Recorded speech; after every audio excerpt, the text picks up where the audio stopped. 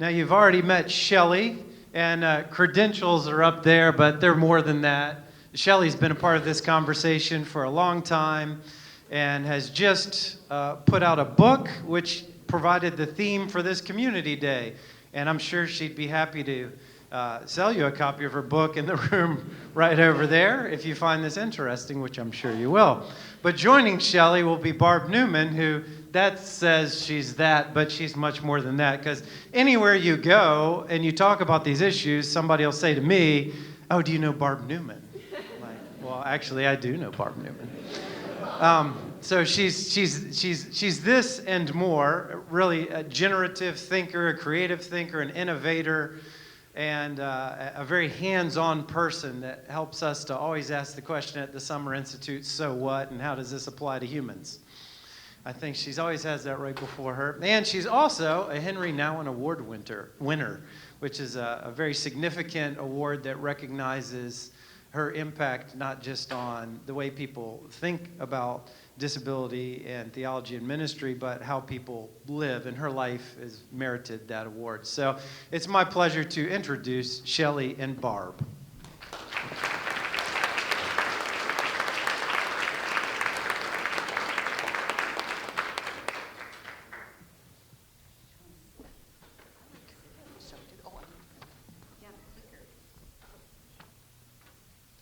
Hello. Yay, Bill. I just want to tell you, Bill, and you know, I've known you for probably since I started in this field almost 18 years ago. You have been one of the main influences in my work, and a wonderful friend, and somebody that just ignites such fire in other people. And I'm so happy that you're going to be doing the Bill Gaventa lecture. The Bill... I know. I'm listening.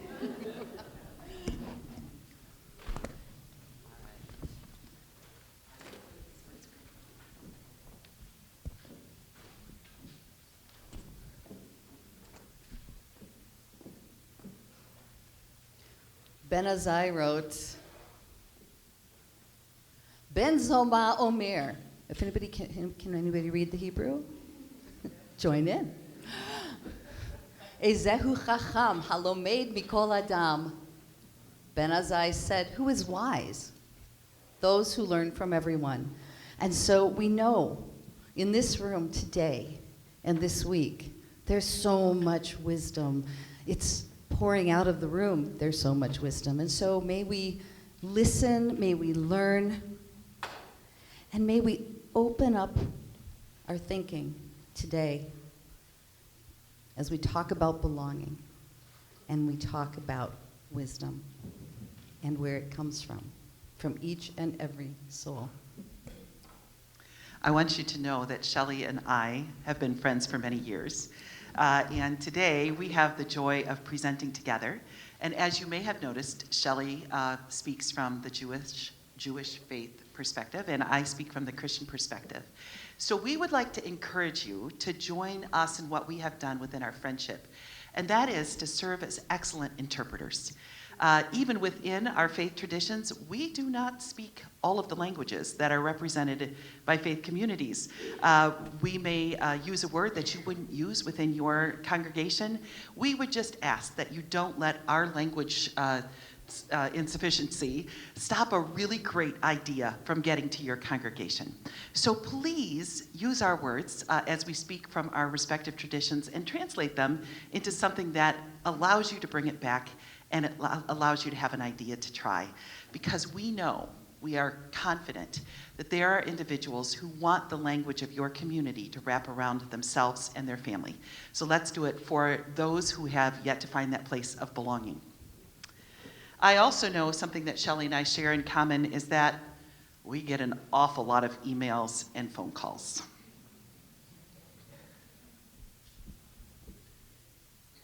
Hello, is this Shelly Christensen? Yeah, this is Shelly Christensen. Hi. Hey, Guy, I can't believe you pick up the phone so early in the morning. This is great. I was calling out of frustration, actually. Well, I've been there myself. Trust me. How can I help you today? Tell me your name, first of all. Oh, yeah. Well, my name is Melinda, and Hi, Melinda. I have a son named Sammy who lives with autism. But see, we have tried so many congregations. I can't even tell you. It has been a journey. And here's the thing: Sammy doesn't use words to express himself very much, but he sure does vocalize a lot. So we'll be setting, and I feel like everybody keeps thinking that we're messing with their sacred space because every head turns when it happens, and I just feel like we have to leave again. And I'm so tired of this. And you got to know, like I have dreams for Sammy too. I wanted him to be educated with his peers, and certainly. Boy, that ways of celebrating becoming bar mitzvah. I wanted to do that with Sammy, and I just don't even know where to go. Can you help me? I will help you, and we'll do this together. How's that? All right. Okay. Thank you.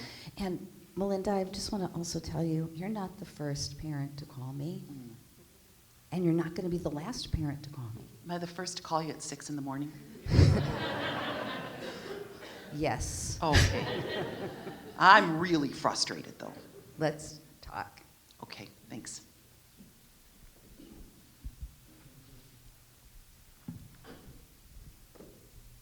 Hello? Oh, hello. This is Barb Newman. Can I help you? Barb. Hi, I don't know if you remember me. I'm Pastor Mary, and I'm calling CLC Network because I'm totally without ideas. Oh, Yeah. Pastor Mary, absolutely. I remember speaking with you. Good. I know we met once at a conference. Yes. And we now have 3 individuals in our congregation who have been diagnosed with dementia. Uh-huh. And honestly, we have no idea what to do. Yeah. And I've just seen our entire congregation pull away from these individuals and their spouses. Mm-hmm. And they were all very active in our congregation, but now nobody pays any attention to them. And not only that, I'm not quite sure how to minister to them. I'm not sure how to be with them. Yeah. And it's just keeping me awake every single night. I'm so troubled by this, and I want to be there with them and walk alongside them. Can you help me? Oh, Pastor Mary, I would love to brainstorm some ideas with you. And trust me, you are not the first pastor who's called. You have several who join you in staying up sometimes at night asking that exact question. So let's have a conversation together, but I bet we can brainstorm some ideas, okay? Oh, thank you so much. Thank you for being a listening ear. You bet. Bye. So what we're hoping to do, I'm guessing, do those phone calls or emails sound at all familiar to people sitting in this room, either because you have sent them or received them? Something like that? Yeah. And I'll tell you what, we are hoping to just generate some ideas to allow people to leave with some practical thoughts. And so we've divided these ideas into 2 categories. We know we need to begin at a place in a faith community where we can plant our feet. What are we going to stand on? And it's on that place, that footing, that we get to build up our practices. And so each from our traditions, we're going to share some thoughts on perspective, and I'm going to hand you that wonderful torch. I'm dangerous with a clicker, just saying. We never know what's going to happen. Genesis 1:27, the first time in the Bible that we read about unity, about how we are all imbued with God's Spirit, created in God's image. I used to say to people, if humans are created in God's image, and we're all different and unique, what does that say about God? Oh, such a deep, deep conversation to have. What does that say about God, and what does that say about our relationship with God? Because human beings mint many coins from the same mold, but the Holy One strikes us all from the mold of the first human, and each one of us is unique. This is a commentary from the Mishnah Sanhedrin, commentary on Torah, the Hebrew Bible. And I love this because when I take this with me in my head and I meet someone new, I think, Okay, Shelly, get past what you see, what you observe, and think about this. What makes this person unique? What gifts, what strengths does this person that I'm meeting for the first time have? I'm going to paraphrase this. This is kind of dry text. So God said to Moses, Moses, this is after the burning bush, Moses, you are the man I believe, I have chosen you to free my people from Pharaoh. And Moses said to God, but God,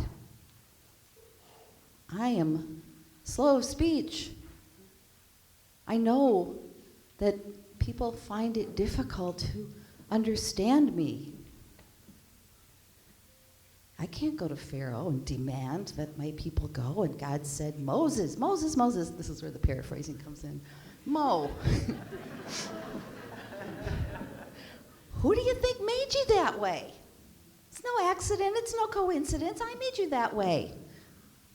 You, Moses, possess the characteristics, the strengths, the ruach, the spirit, the fortitude, not only to free my people from Egypt, but to lead them out of the house of bondage, to lead them into the creation of a new people, of a culture, of a society, of rules, of laws, and all of those things that come together. And Moses, you know, I do happen to know you've got a lot to say. And sometimes what you have to say doesn't come out in the clearest way. So here's what I'm going to do. I am going to appoint Aaron, your brother, to be your spokesperson.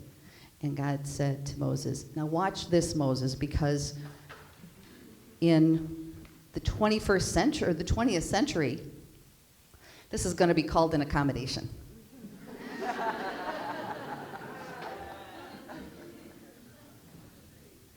I wanted to offer two pieces of this perspective part, and one of them is on the PowerPoint, and one of them is in my lunch bag. So here we go.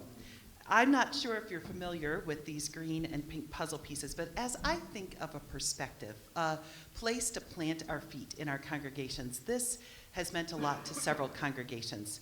And so often I think, as Psalm 139 says, that God knit us together. My suspicion is that God used green and pink yarn for that knitting project. Green for those things that are easy for us, our areas of gifting, and pink for those areas that would just be called hot spots or challenges, the things that are more complex for us to do. And so would you agree that every one of us could hold this puzzle piece, put our name on it, and put it in front of us, because each one of us is a combination of gifts and needs, challenges, and strengths. Would you agree with that? All right. So if I were going to introduce myself to you via puzzle piece, I would let you know that green for me is anything that has to do with words, because I love them so very much. I love to read them. I love to write them. I have a Facebook account so I can play Words with Friends. I have 18 games going, and I'd love to make it 19 if any of you play. We can chat. My husband says, honey, glad you're speaking today, because you go ahead and use up all your words there at the conference. But in any event, words are really a green thing for me. They're easy for me to deal with. I'm also, if you're someone who speaks in front of a community, you really like me, because even if you go over the agreed upon time limit, I'm still the one listening. I can pay auditory attention for quite a length of time, and I love that. But the truth is, we all have those challenges, those hot spots, those pink parts, and mine show up in a variety of ways. But one of them is when my kids would say to me, hey, Mom, you want to play Xbox, PlayStation, whatever the flavor of the month was, because they would win and I would lose every single time. Anything involving eye-hand coordination has been challenging for me, along with please don't throw anything at me because I can't catch it, whiff it. I just try to protect myself from getting hurt. That's my biggest goal. But I think it's really true. In fact, I'm going to give you just 30 seconds. Would you be quiet for 30 seconds? And if you imagined having to introduce yourself via puzzle piece, what would be that green part, that gift area that you would mention to somebody? And what would be that hot spot or challenge that you have experienced in your life? Just take 30 seconds to think that through a minute. Now, if you run out of conversation at coffee time, you can tell somebody your puzzle piece, right? Because the truth is, it would be sort of cool to find your exact match or your exact opposite. And we often find that if there are couples that attend together, they can be the exact opposite of each other. I don't know if that's true for you as well. But I've learned a lot of lessons from these puzzle pieces over the years. And one of the things that I have discovered is that many times a person with a disability is considered to be an all-pink person. Have you noticed that? Oh, it's Down syndrome, Jonathan, it's wheelchair user, Bob, it's bipolar, Carlos, the list goes on, and it's like that defines an entire person. And the truth is, Scripture is very clear, God does not make all pink people. We all have gifts that we contribute to the body. Each one is essential, important, in order for the functioning of that body. Each one is valuable. And I think we need to counter that, too, with the fact that sitting in a group of leaders, people who have come to this place, God doesn't make any all-green people either, right? I think sometimes we tend to get stuck in that place that we have to be the one that has all of the parts and we can do them. That's simply not scriptural either. And yet, while I would love to have traded in my puzzle piece for an all-green one, anybody else out there like that? Please let me have an all-green piece. That, too, I believe, was God's design. Because if I were all green, folks, I wouldn't need any of you.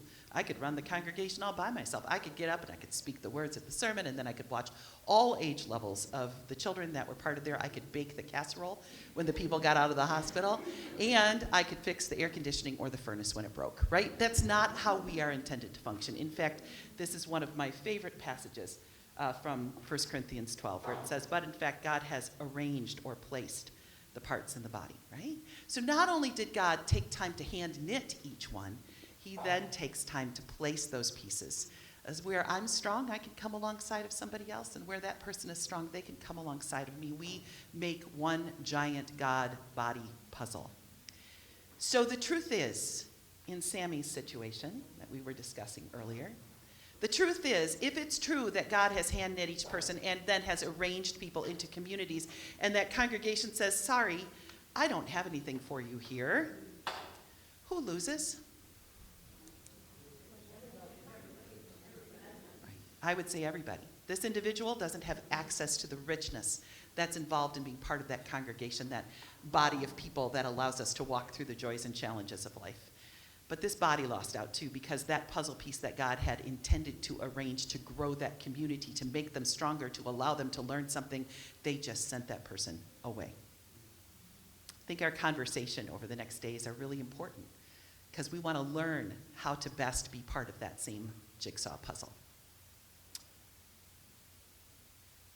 Oh, one more thing. Sorry. That, I think, is the perspective that has been helpful to bring to congregations. The other one is in this lunch bag. So I have worked with a number of congregations over the years and discovered congregations. I'm holding up a few cans here for those that would like to know what I'm doing at this point.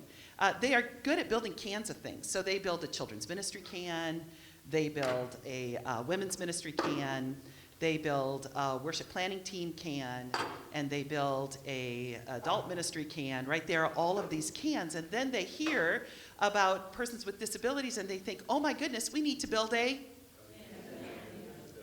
And I say, don't do that. Don't build a can.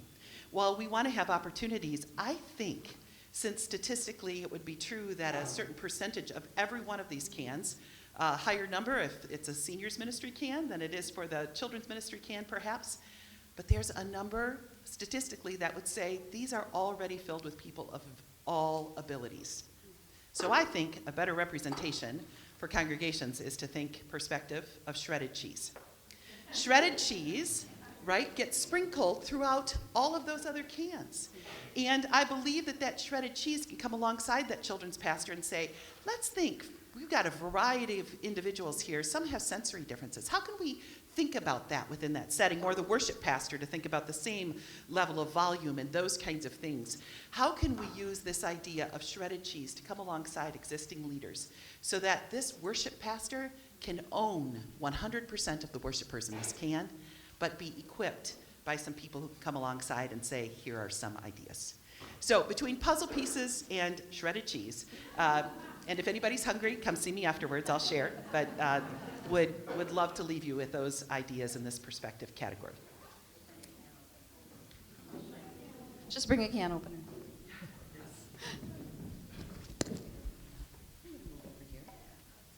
Multitasking. I hate multitasking.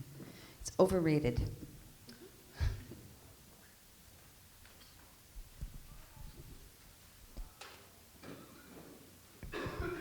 There's a history.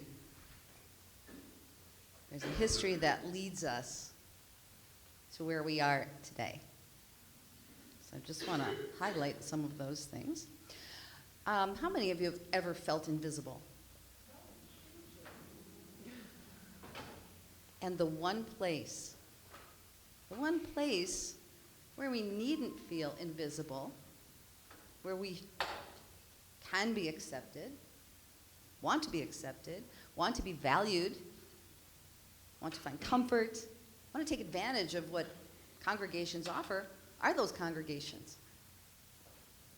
And yet, people with disabilities, mental health conditions, and those who love them have often been invisible. It's the age of invisibility. I remember calling a congregation when I first started my work in Minneapolis 18 years ago, right before I met Bill. I called a synagogue. My job, by the way, I was a director of a brand new program designed to awaken Jewish communal organizations, synagogues, and all organizations, awaken them to the fact that, yes, there are people with disabilities and mental health conditions in our community, and you're not even aware of it, but let's work together to change the culture. And of course, I also was able to help support people who felt invisible, and that was a really, really important part of the work. Called the synagogue. And the rabbi answered the phone, and I had known this guy when I was a little kid and told him who I am.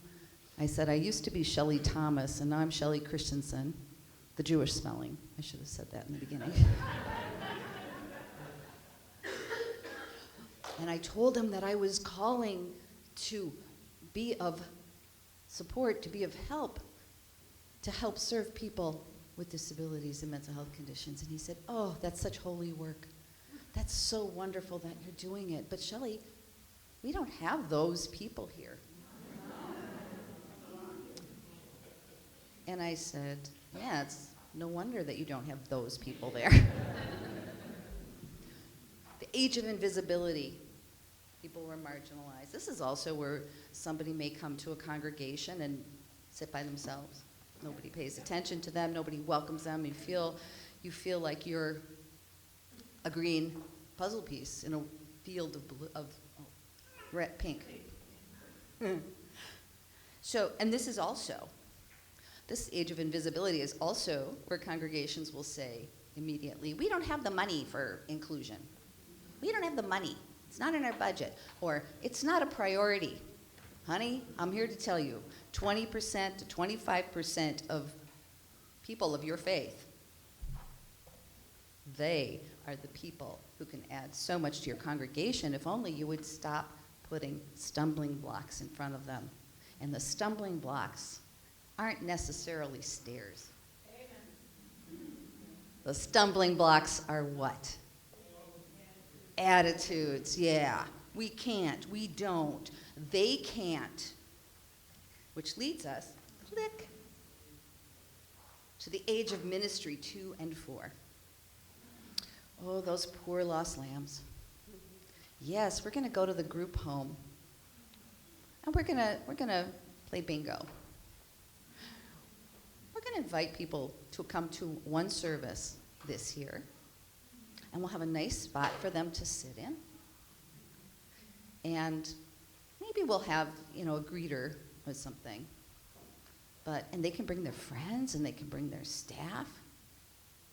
But the thing is, they really can't participate and they really can't belong. They can't belong. And again, the closed-mindedness. There's a feeling that people have never been asked to share their gifts. They're not even seen as having gifts. They're not even seen as having that whole spectrum of human needs, human wants, human contributions. They're not seen that way. So congregations have to answer to this calling. What can you do to support people, to help people feel that they belong? And that's what we're going to talk about this morning. We're going to take you down that path. People don't want to be talked down to or condescended toward. You know, we could go, the list is exhaustive. Suffice to say, we're going to see these attitudinal barriers, obstacles, and we're going to see things in congregations. And when we work with people, the congregations that I've worked with, my favorite is, oh, we have an accessible restroom. Show me your restroom. I'd love to see it. And I go in the restroom, and okay, there's grab bars. There's an automatic door opener. Imagine that. Somebody raised the money for that. And then I look around and I go, so can you tell me how somebody who uses a wheelchair is going to be able to wash their hands and dry them? Or are people not required to do that here? Because the soap dispenser's up here and the towel dispenser's over here. These are all messages. They're all messages. And so we get to, in a very nice, polite, and wonderful way, and in a belonging way, an encouraging way, we get to start these conversations. Oh, no. Oh. Well, think about this statement for a moment. How do we do inclusion? We want to be more inclusive. How do we do that? It's not what we do. It's who we become as congregations and as individuals. And that's really the key. We've gotten stuck, by the way. Congregations, faith-based organizations have gotten kind of stuck and gotten very organization-centric.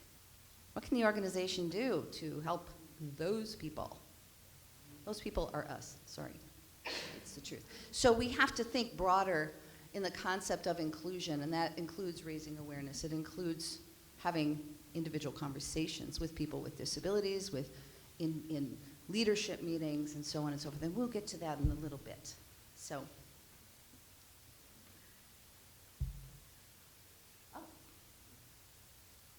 Carlos said it before in the meditation. It's knowing we belong. It's knowing we're missed when we're not there. That is an inclusive community.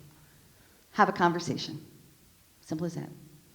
And not a conversation designed to get at the root of the problem, to find a solution. Just have a conversation, because from that we learn so much. So what we would like for people to do, we've been talking, and you've heard a lot of different pieces of perspective from Moses and Aaron, and puzzle pieces and shredded cheese and belonging and inclusion and those words. And yes, football too, there we go. Lots of things that you've been thinking about, stories that we've told. Would you just have a 3-minute conversation at your table? And granted, everybody's need for sitting, standing, kneeling, if you want to take a different pose during that time, feel free to do that. But 3 minutes of a discussion based around what you've heard, what was meaningful to you. Could you talk about that at your table? And does that issue of belonging, inclusion change anything with your mindset at this point? So go ahead, 3 minutes. Ready, set, go. We just have time for 2 responses, 2 comments about this question. Hi. I love when everybody's talking and there's buzz in the room, and I wish we could continue this longer, and perhaps we will. Perhaps we will. How does your definition of inclusion change when you consider it within the context of belonging. You should maybe take. Okay, and now all that talk and nobody's answering the question. Be bold, be bold, be brave. We're just going to take about 2 comments. So there's another second bold person. I'm on my way over.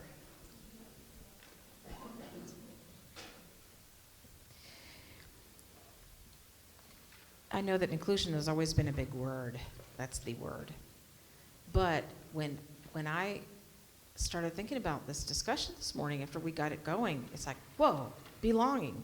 Absolutely, we all want to belong. So to me, inclusion is a place to start a discussion. But we very quickly have to get past that to what we can do to help all of us feel like we belong. Because, tearing down some of the barriers, yeah, that's all important. But if you tear down the barriers and you're still sitting in a pew by yourself, then you're not belonging. And I can't count how many times that's happened. Oh, thank you. Barb, and there's a gentleman in the back. Hi there.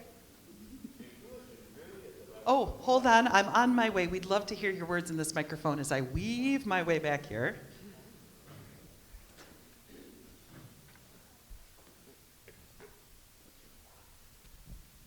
Inclusion really is about supporting a setting so all are equally valued, safe, and welcome.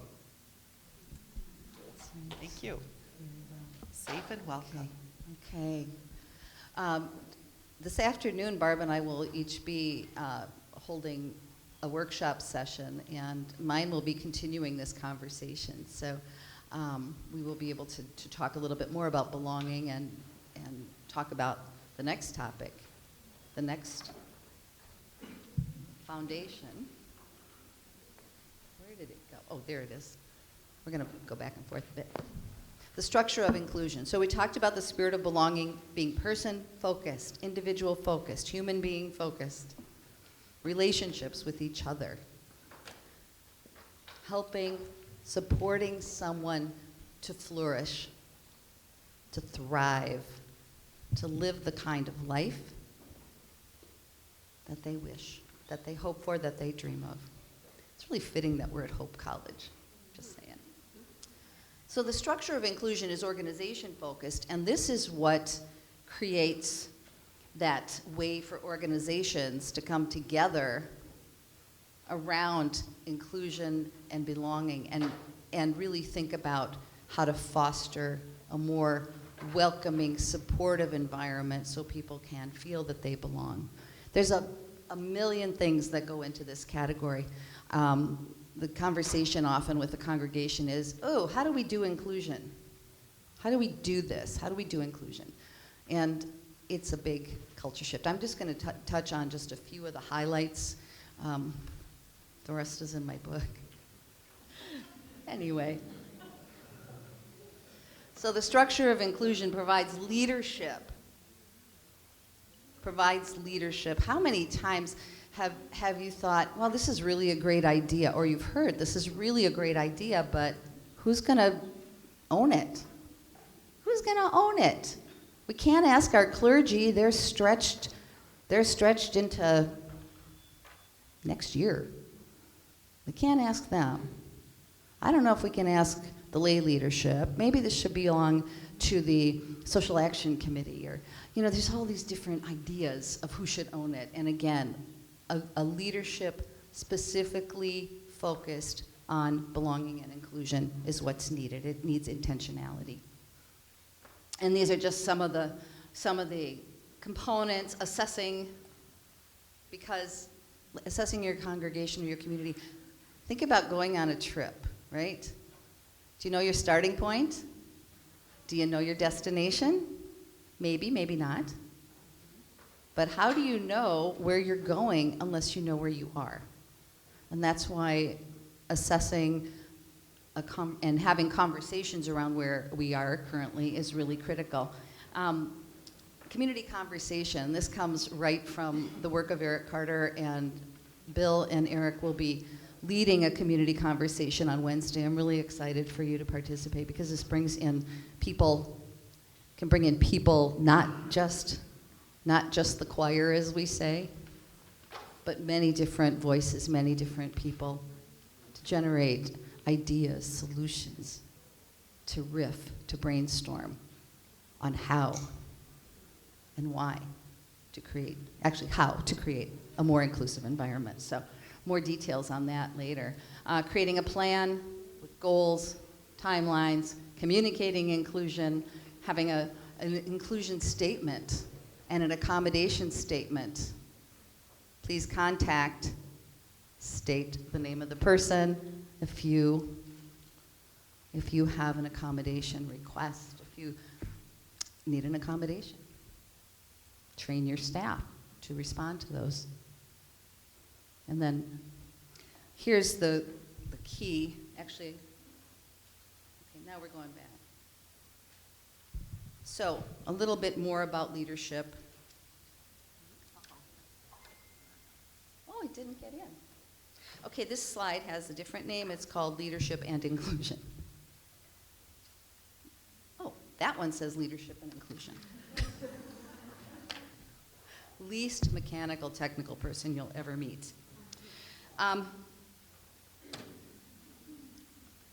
So I'm just going to talk a little bit about leadership and why it's so important. You know, we've all heard the obstacles in place. We can't do this, we don't do this. And you know, change is imminent, change is important. Becoming that inclusive community where people feel that they belong is a value. And yet you get either the gatekeepers or the naysayers. Look at me labeling people. It's just, stop that. But people resist change. And one of the roles of a leader is to listen, listen, listen. Try to understand what the resistance is, where it's coming from, and then talking with the resistor to help them understand. Because people will resist. People will resist change. They'll resist, we don't need an inclusion initiative. We don't have people like that here. You hear it all. So I want you to just remember from this slide about leadership. Resistance is essential to change. And listening as a leader, listening to resistance, is one of the most loving, generous, supportive things that you can do. Because we want to get everybody on the bus. It's important. One of the questions that I always have for congregations is why is being inclusive important to this community? Why is this important? Speak to it. There's scripture, there's stories. I love hearing about this from the pulpit. It's an opportunity, those of you who are clergy, who speak from the pulpit.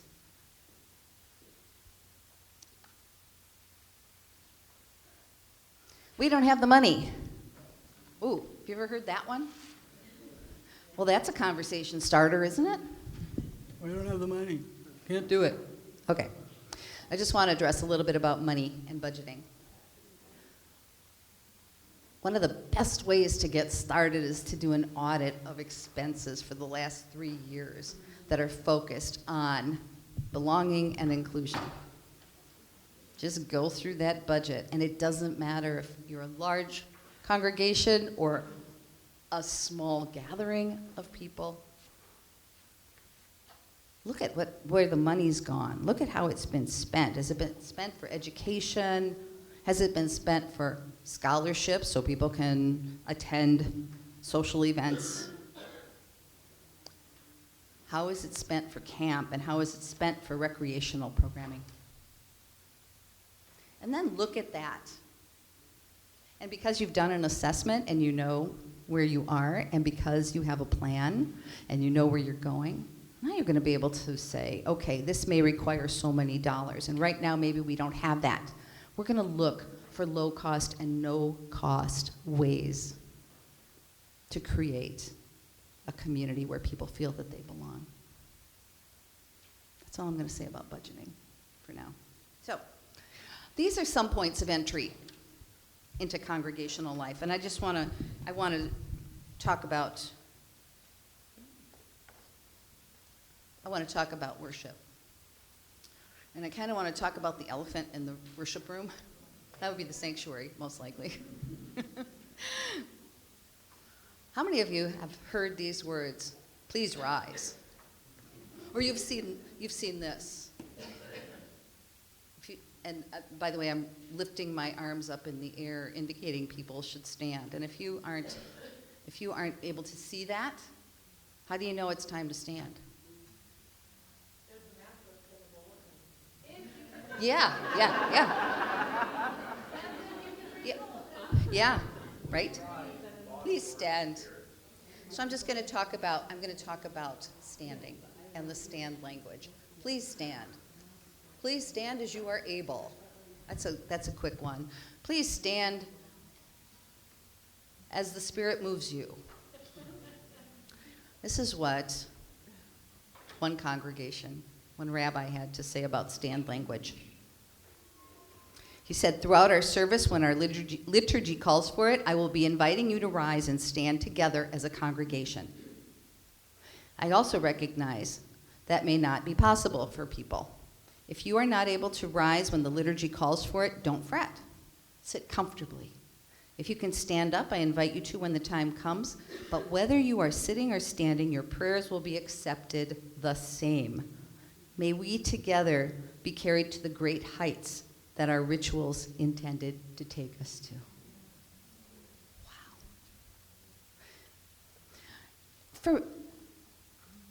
For many kinds of social programming and youth groups and camps, particularly camps, schools even. I want to share this from a friend of mine, Lisa Handelman, who's a community inclusion specialist. And she talks about camp, but I invite you to take this statement and paint a broad brushstroke over every aspect of congregational life. Anyone who has ever had the privilege to attend summer camp will often say, "Camp is where I get to be my best self." Summer camp is also an opportunity for us to experience our communal best self. This is especially true when there is a vibrant disability inclusion culture.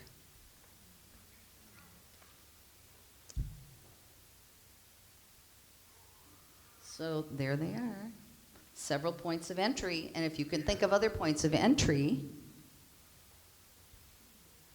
add that to the list.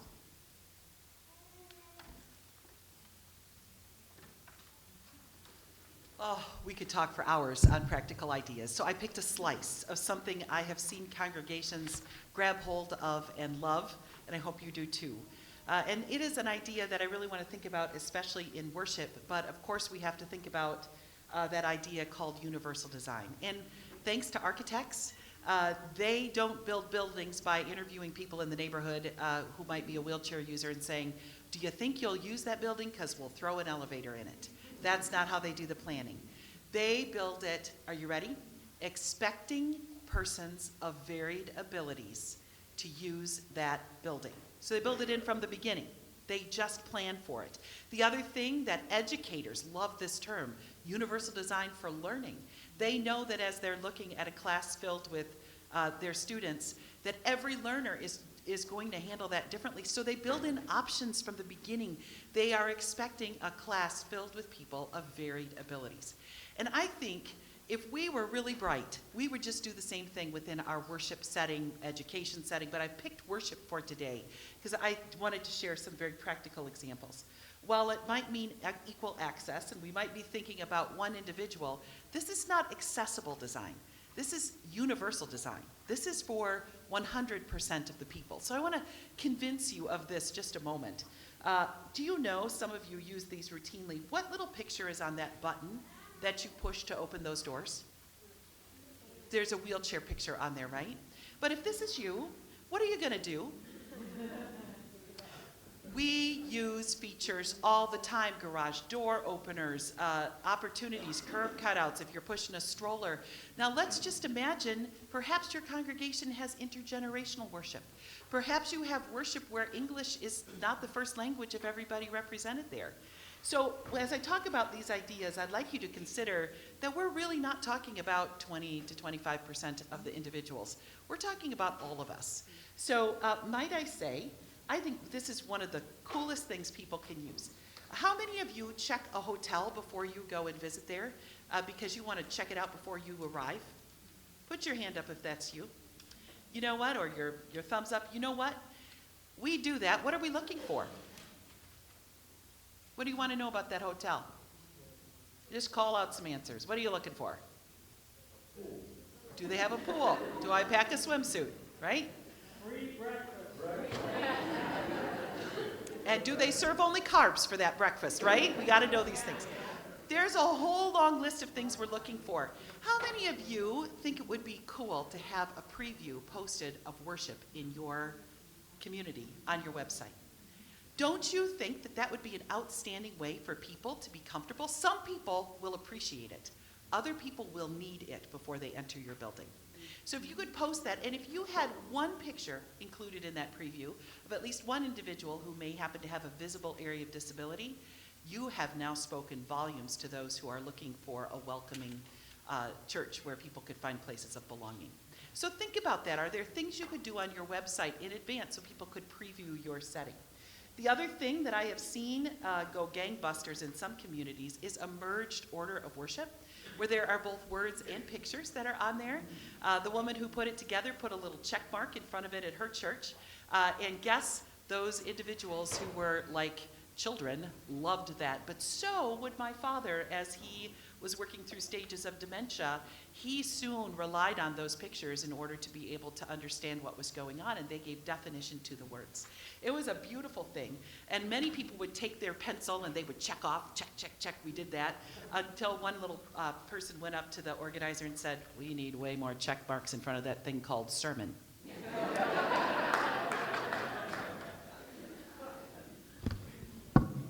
Some individuals need something a little more concrete, so maybe you put the order of worship in pictures and that people can peel off and put away when they're done with them. This is a really great technique as well if you want people to stay engaged or it's helpful for them. Another thing I think is important is to choose that big idea. What is the big idea that you hope to convey? Because if you know what that big idea is, it gives you some multisensory options. So for example, maybe we're talking about oaks of righteousness, and we're going to have a treasure chest, and at some point during the time, we're going to pull out and reveal the treasure in God's word for us today. And there's that oak, that actual item. Many people will appreciate that. In fact, who here is sort of glad we have stuff? Because you learn better if you can see it. Would you raise your hand a minute? Oh, no, wait, no, keep your hand up. Would you look around and see how many people relate best when there are visuals or something tangible to touch? And now would you think of a typical worship service in your setting? Wow, I think it's time we went to a few more visuals for a good chunk of everybody, including those who are present in this room. Another thing is once you know that big idea, you have some options to play with. So for example,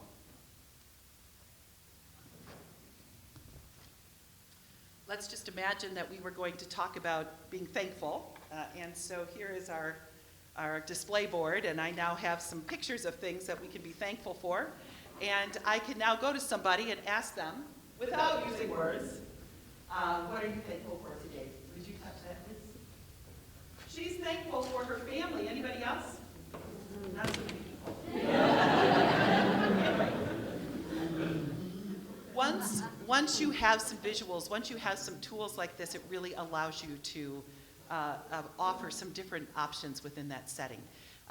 Streamers for people to wave instead of use words to sing praise. Maybe somebody would rather do this. So again, once you have that big idea, it creates avenues of participation, creating accessible worship, that conversation with God. And I think that that's really powerful. Yeah, I will in just a second. In fact, I have this stuff. You can play with it at break if you want to. I know. And for those of you that didn't want to wear an apron, there's a great stick up here. You can cover whatever you want to. This is actually automotive fabric that's on the underside of your car because Velcro sticks to it really well.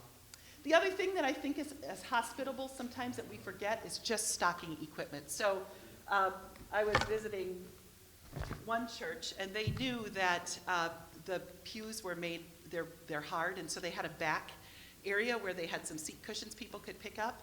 Then they found these wiggle cushions. For some people, really helps to have a cushion of air underneath them in order to pay better attention to what's going on. And so they threw a few of those on the back pew, universal design.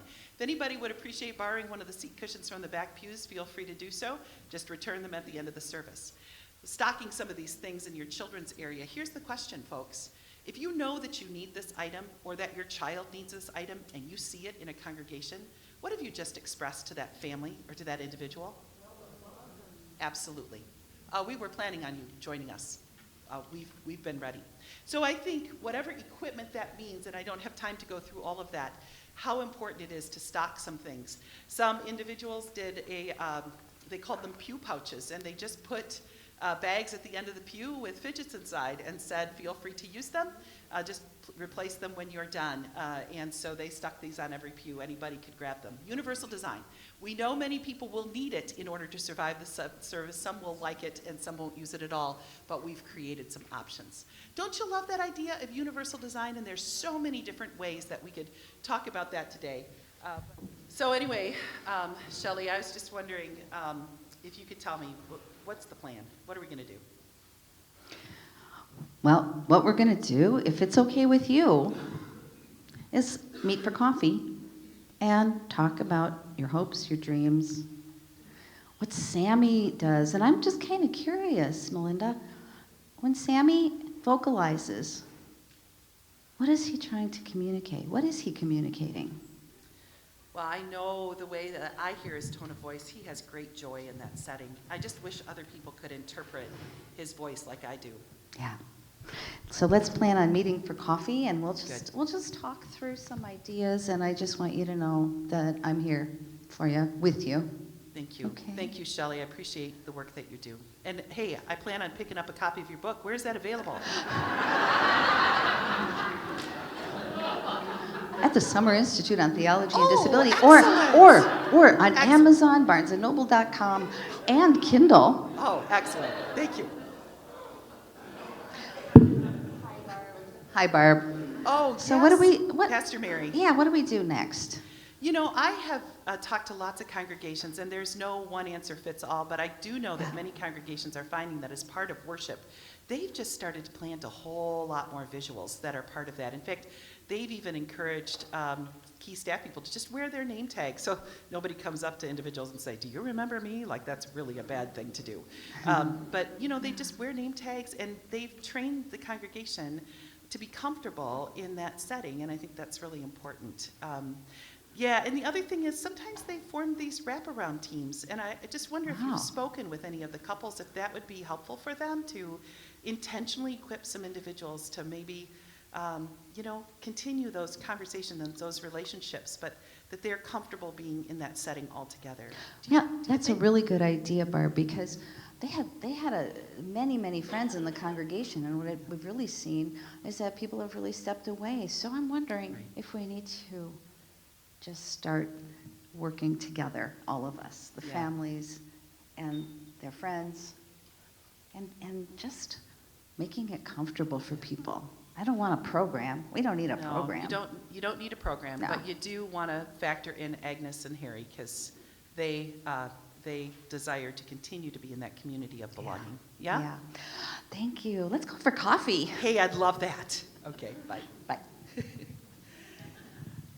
We want to honor some time constraints, and so it had been our original intent, but we still want to challenge you to do this. And maybe you can do that when you see Shelly and I. We'll be around for the next 4 days.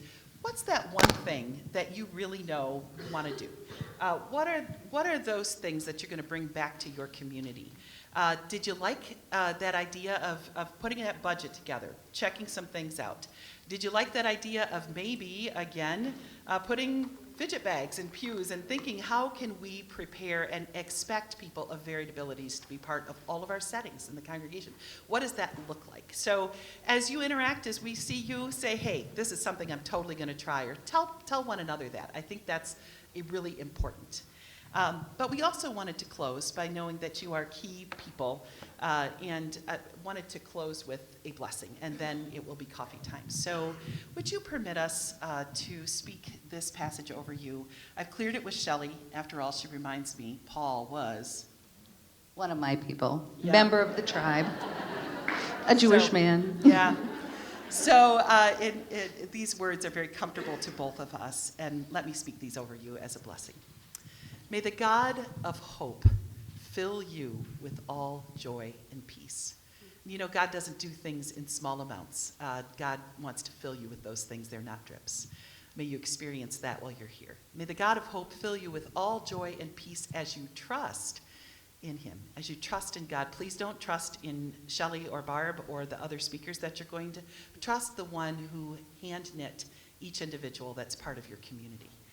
May the God of hope fill you with all joy and peace as you trust in him, so that you may overflow with hope. What a beautiful thing you get to bring back to your congregations, because we know, that within a 5-mile radius of your congregation, there are people who have wanted to belong. And you come with that message. You are welcome here. You belong here. We need you here. We recognize your gifts here, and you will watch that hope dawn on that individual, that family space. And that is a gift to be able to bring God's hope to that situation.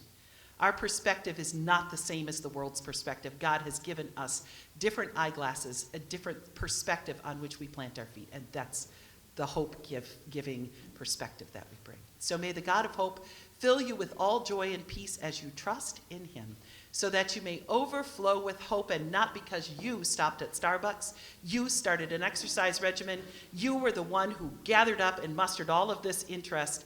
No, even that is a gift from God. So here's the whole passage.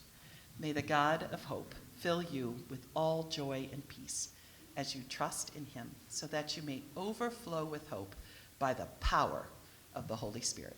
Amen? Amen.